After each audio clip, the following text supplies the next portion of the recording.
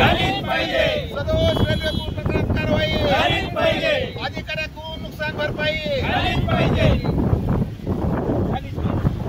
सदोष रेल्वे पूल प्रकरणात कारवाई झालीच पाहिजे. सदोष रेल्वे पूल प्रकरणात कारवाई झालीच पाहिजे. सदोष रेल्वे पूल प्रकरणात कारवाई झालीच पाहिजे. रेल्वे पूल पाडल्यामुळे संबंधितांकडून भरपाई झालीच पाहिजे. नुकसान भरपाई संबंधितांकडून वसूल झालीच पाहिजे.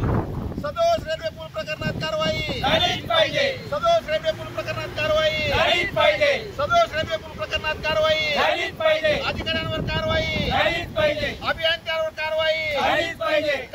सदोष रेल्वे पूल प्रकरणात नुकसान भरपाई झालीच पाहिजे. सदोष रेल्वे पूल प्रकरणात कारवाई झालीच पाहिजे. सदोष रेल्वे पूल प्रकरणात कारवाई झालीच पाहिजे. सदोष रेल्वे पूल प्रकरणात कारवाई. हा रेल्वे मार्ग गेल्या 40 वर्षापासून बीडकर प्रतीक्षेमध्ये आहेत. यामध्ये स्वातंत्र्य सैनिक रेल्वे मार्ग समिती असेल, रेल्वे संघर्ष समिती असेल किंवा मोठमोठ्या युवकांनी मोठ्या प्रमाणावर रस्त्यावर उतरून यासाठी आंदोलन केलेलं आहे. यासाठी जेलवारी सुद्धा भोगलेली आहे. गेल्या 10 वर्षामध्ये या कामाला गती मिळालेली आहे.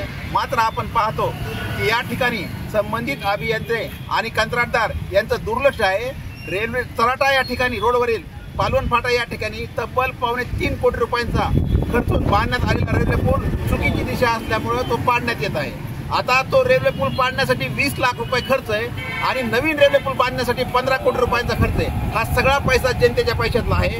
दुसरी गोष्ट म्हणजे जर ठिकठिकाणी आपण पाहिलं जे रेल्वे पूल केलेत, पावसाळ्यामध्ये त्या पुलाच्या खाली गुडघा इतकं पाणी असतं, कमरे इतकं पाणी असतं. ते पाणी काढण्यासाठी निचराची व्यवस्था केलेली नाही. त्यामुळे संबंधित प्रकरणामध्ये उपाययोजना करण्यात यावी. तिसरी गोष्ट म्हणजे जर आपण पाहिलं तर 5 फेब्रुवारीला म्हणजे 5.5 महिन्यापूर्वी रेल्वे सुरक्षा आयुक्त मनोज अरोरा या ठिकाणी आले होते. त्यांनी जलद गतीची चाचणी घेतलेली आहे. मात्र त्या ठिकाणी इलेक्ट्रिक कनेक्टिव्हिटी जे म्हणतो आपण त्याला ते न जोडल्यामुळं सध्या तर काय रेल्वे येत नाही.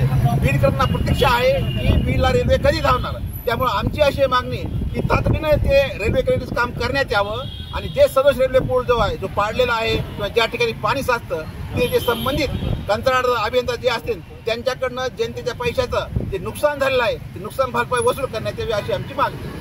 नक्कीच पाहायला गेलं तर